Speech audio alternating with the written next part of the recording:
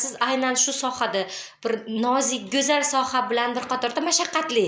Qanday bo'ldi shu jarayonlar? Qanaqa boshlanib ketdi yoshligingizdan? Bir bormidi oilangizda aynan tillar bilan shug'ullanish? 93-yil ikkinchi farzandim tug'ilib, Said opa, shu jarayonlarda sizda qo'rquv bo'lmaganmi? qo'rquv bo'lmagan. Voy, yo'q, qo'rquv o'zim bilaman. Yuzimga nur sochgan quyoshim onam, qalbimga dur sochgan quvonchim onam. Dard cheksam bolam deb boshimni silab, yonimda kulib keyin yig'lagan onam.